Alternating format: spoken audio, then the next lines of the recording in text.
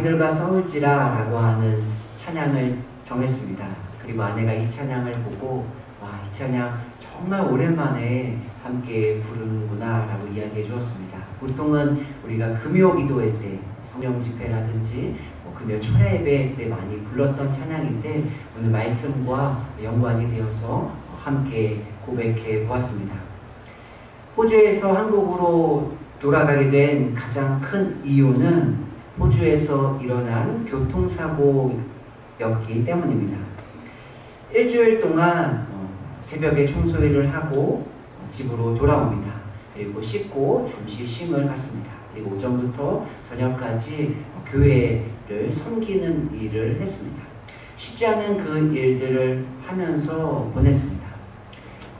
보통의 날들과 비슷하게 보냈던 날이었습니다. 근데 그날은 특별히 해야 되는 한 가지 일이 있었습니다. 무엇이냐면 교회 친교를 위하여 제가 마트에 가서 장을 보아야 하는 일 하나가 추가가 되었습니다. 그날도 여느 날과 똑같이 일을 마치고 집으로 돌아왔습니다.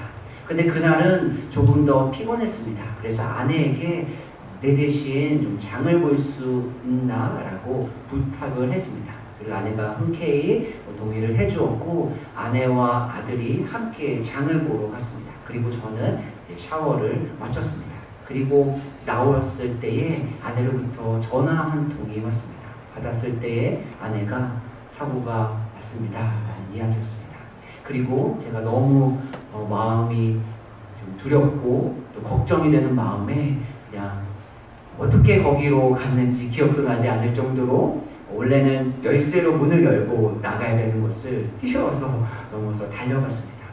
많은 일들을 이야기할 수 있겠지만 한 가지를 말씀드리면 그때 제 아이가 뒷좌석에 양반 다리로 앉아 있었습니다. 만약에 다리를 내리고 앉아 있었다면 두 다리를 절단해야 되는 그 정도로 큰 사고였습니다.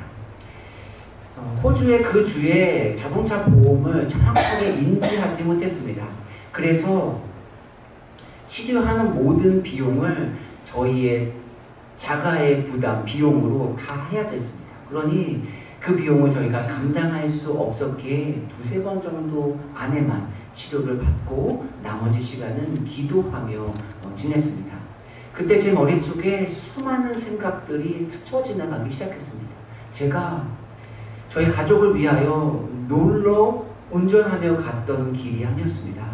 교회의 신교를 위하여 섬기기 위하여 장을 보러 갔던 길이었습니다. 그런데 왜 이 사고가 우리에게 일어났나? 라는 생각을 계속하게 되었습니다. 왜 그 승용차는 그 트럭의 사각지대, 보이지 않는 그곳에서 운전을 하며 달려와서 제 아내가 그 차를 못 보고 그렇게 큰 사고가 나게 되었을까? 수많은 생각들을 하며 하나님 앞에 기도했습니다. 그때 제 마음에 위로가 되는 찬양 하나가 있었습니다. 한국어로는 내일은 난 몰라요 라는 찬양이었습니다. 그런데 한국어 가사보다 영어 가사가 훨씬 위로와 은혜가 됩니다. 내용은 이렇습니다.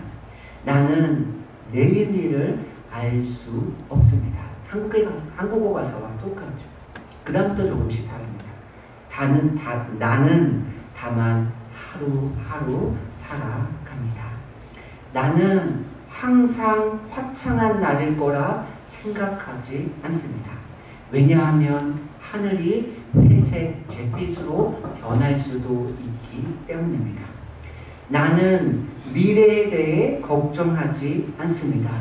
왜냐하면 예수님이 하신 말씀을 알고 있기 때문입니다. 그리고 나는 오늘 예수님과 함께 걸을 것입니다. 왜냐하면 예수님은 나의 앞길을 알기 때문입니다. 후렴입니다. 나는 내일에 대해 많은 것을 알지 못합니다. 그러나 나는 내일을 붙잡고 계시는 분이 누구신지 알고 있습니다. 그리고 나는 내 손을 붙잡고 계시는 분이 누구신지 알고 있습니다. 앞에 있는 일에 대하여 과연 이 일이 어떻게 될지 알 수 없는 그 불투명한 상황 가운데 나는 그 모든 것들을 이해할 수 없습니다. 그러나 내가 확신할 수 있는 한 가지가 있습니다. 그것은 나의 미래를 하나님께서 붙들고 계신다는 사실입니다. 여전히 나는 알 수 없는 삶을 걸어가지만 하나님께서 내 손을 붙들고 계심을 나는 믿습니다.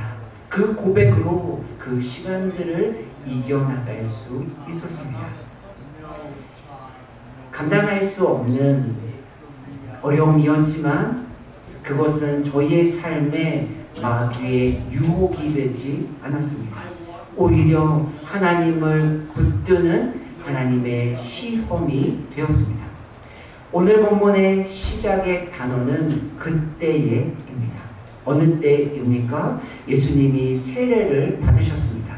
그리고 물에서 올라오실 때에 하나님이 예수님을 향하여 이렇게 말씀하셨습니다. 이는 내 사랑하는 아들이요 나의 기뻐하는 자라. 하늘로부터 하나님의 신적 확인이 예수님에게 있었습니다. 그리고 성령의 충만함이 예수님에게 있었습니다. 그런데 예수님 앞에 기다리고 있는 것이 무엇입니까? 하나님께서 마귀를 통해 예수님을 시험하시는 일입니다. 조금 이상하지 않나요? 하나님의 신적 확인으로 예수님은 나의 사랑하는 아들이요 나의 기뻐하는 자라 라고 하는 선포가 이루어졌습니다. 성령의 충만함으로 성령의 인도함을 받고 있습니다. 그런데 그 성령은 예수님을 광야로 내몰고 계십니다.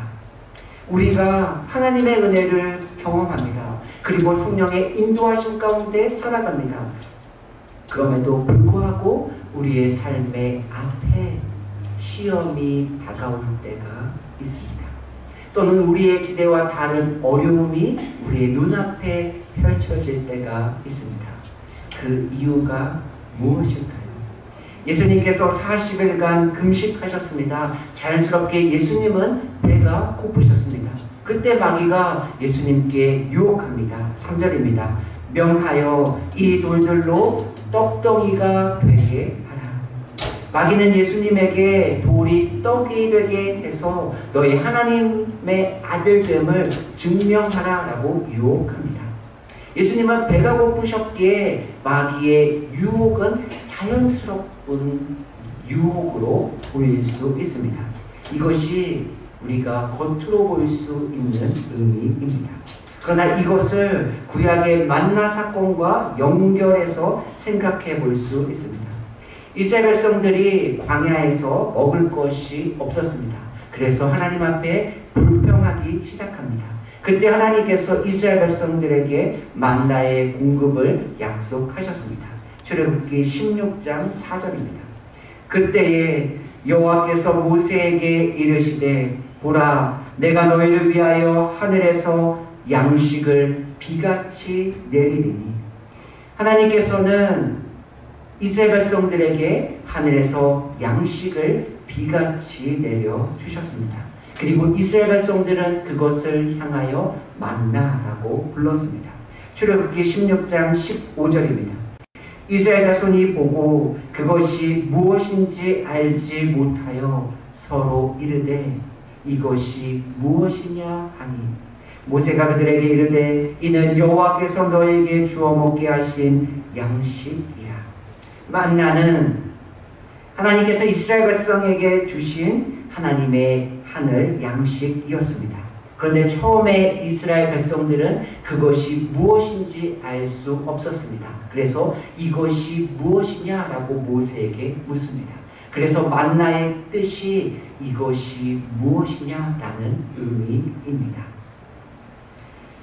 우리가 살아갈 때에 예상하지 못한 어려움, 예상하지 못한 유혹과 시험이 있습니다.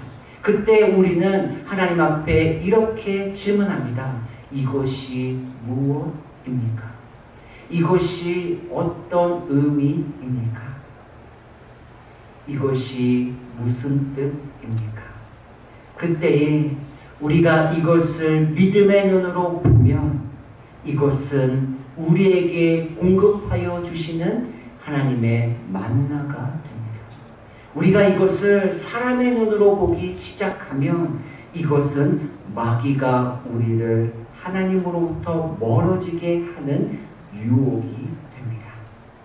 그러나 예수님은 그것을 하나님을 신뢰하는 시험으로 받으셨습니다. 로마서 3장 3절에 이렇게 기록하고 있습니다. 우리가 환난 중에도 즐거워하니 이는 환난은 인내를, 4절입니다. 인내는 연단을, 연단은 소망을 이루는 줄 알미라. 우리가 시험과 환난 중에도 즐거워할 수 있는 이유가 무엇입니까? 환난 중에서 기쁘다라고 하는 사람은 그렇게 많지 않습니다. 그러나 이 환난이 인내를 거쳐 연단을 지나 주님만을 소망으로 삼는 삶으로 연결되기에 그 환난을 우리는 즐거워할 수 있습니다. 시편 119편 71절은 이렇게 고백합니다. 고난당한 것이 내게 유익이라. 이로 말미암아 내가 주의 율례들을 배우게 되었나이다. 삶의 어려움이 나의 유익이다라고 고백하는 건 그렇게 쉽지 않습니다. 그러나 그 고난이 하나님의 마음과 하나님의 명령과 하나님의 법도를 배우는 자리로 나아가게 될 때에 그것은 아무 의미 없는 일이 아닙니다. 그것은 나를 향하신 하나님의 은혜로 고백할 수 있게 됩니다. 이 마귀의 유혹에 예수님이 이렇게 대답하셨습니다. 4절입니다. 예수께서 대답하여 이르시되 기록되었으되 사람이 떡으로만 살 것이 아니요. 본문을 자세히 보기를 원합니다. 만이라는 단어가 중요합니다.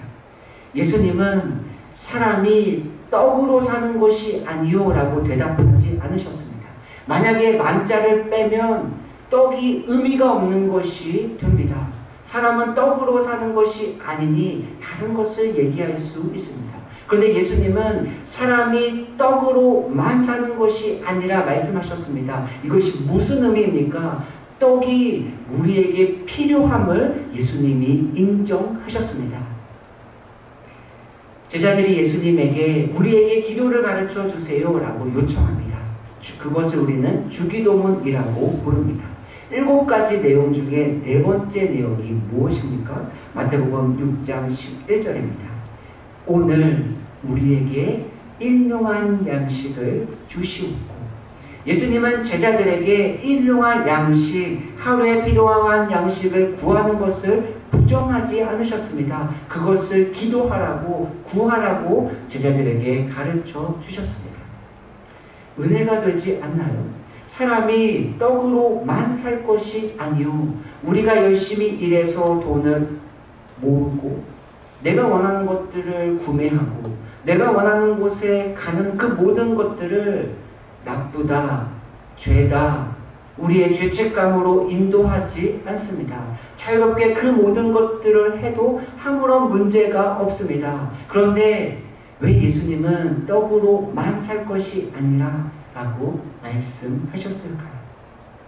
그것의 궁극적인 의미가 무엇일까요? 사람이 떡이 전부인 것처럼 살아가는 그 삶을 예수님은 경계하고 계십니다. 만약에 우리가 이 땅이 전부인 것처럼 살아가고 있다면 우리는 오늘 예수님의 말씀에 주의를 기울여야 합니다. 떡을 구하는 것은, 떡이 필요한 것은 나쁜 것이 아니지만 그것이 전부인 것은 우리가 생각해 보아야 합니다. 마귀는 예수님을 시험하기 전에 전제 조건 하나를 이야기합니다. 3절입니다. 시험하는 자가 예수께 나와서 이르되 내가 만일 하나님의 아들이거든. 마귀는 예수님의 신적 능력을 기대하며 질문했습니다. 돌이 떡이 되는 것은 불가능한 일입니다. 그러니 만약 예수님이 돌을 떡으로 만든다면 당신은 하나님의 아들입니다. 그런 신적 능력을 기대하며 유혹했습니다. 그런데 예수님은 하나님의 자녀들은 떡만으로 살아가는 자가 아니다 라고 대답해 주십니다. 그리고 오히려 하나님의 백성들, 하나님의 자녀들은 하나님의 입에서 나오는 모든 말씀으로 살아감을 말씀하고 있습니다. 4절입니다. 하나님의 입으로부터 나오는 모든 말씀으로 살 것이라 하였느니라 하시니, 하나님의 입에서 나오는 모든 말씀으로 살아가는 삶이 우리를 참된 그리스도인의 모습으로 인도합니다. 떡이 필요합니다. 그러나 그 떡은 하나님의 말씀과 연결이 돼야 합니다. 우리는 흔히 하나님의 말씀과 떡, 둘 중에 하나를 선택해야 하는 고민을 할 때가 있습니다. 그러나 떡과 말씀은 분리되지 않습니다. 하나님께서 실제적으로 내가 만나를 내려주겠다라고 말씀하셨습니다.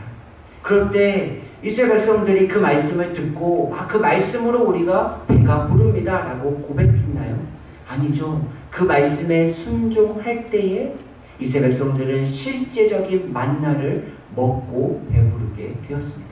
그러나 그 말씀에 순종하지 않을 때 만나에 곰팡이가 피고 벌레가 생겨 먹을 수 없게 되었습니다. 이것은 처음 사람을 창조할 때의 모습과 같습니다. 창세기 2장 7절입니다. 여호와 하나님이 땅의 흙으로 사람을 지으시고 생기를 그 코에 불어 넣으시니 사람이 생명이 된지라. 하나님께서 사람을 흙으로 빚으셨습니다. 그때의 사람은 생명이 되지 않았습니다.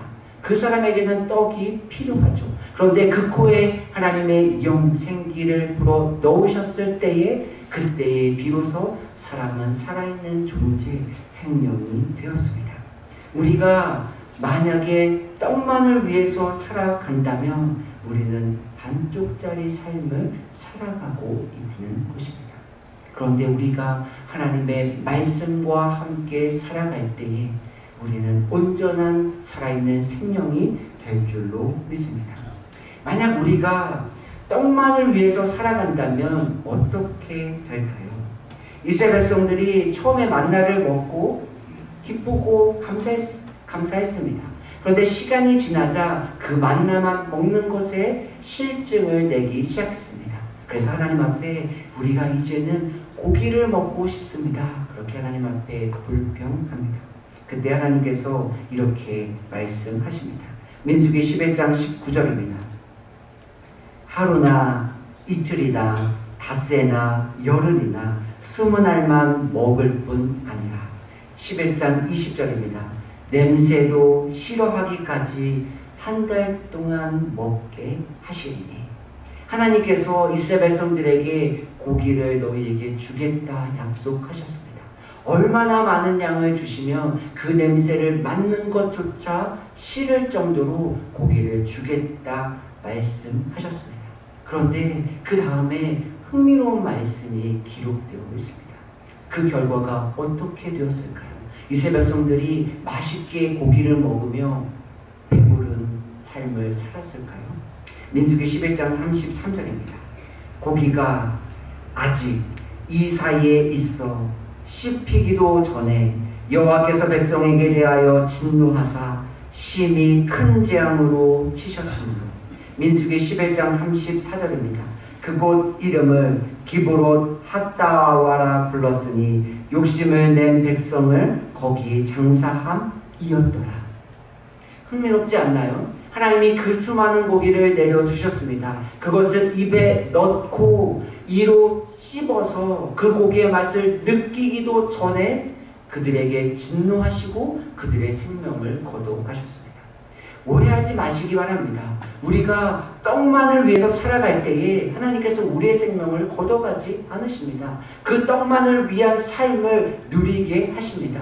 그러나 이 말씀의 뜻이 무엇입니까? 떡만을 위하여 살아갈 때에 우리의 육신의 삶은 평화로울 수 있습니다.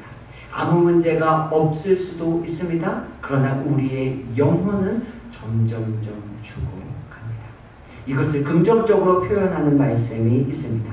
고린도후서 4장 16절입니다. 그러므로 우리가 낙심하지 아니하노니 우리의 겉사람은 낡아지나 우리의 속사람은 날로 새로워지도다. 우리의 겉사람은 날로 새로워지나 우리의 속사람은 매일매일 낡아지도다. 그 말씀이 아닙니다. 우리의 겉사람은 약해질 수밖에 없지만 우리의 속사람은 시간이 지날수록 오히려 강건해짐을 말씀하고 있습니다. 우리가 떡만을 위하여 살아가지 않을 때, 하나님의 입에서 나오는 모든 말씀으로 살아갈 때 이러한 은혜를 누릴 수 있습니다. 그렇다면 우리의 삶에 유혹이 다가올 때에 우리가 어떻게 그것들을 이길 수 있을까요?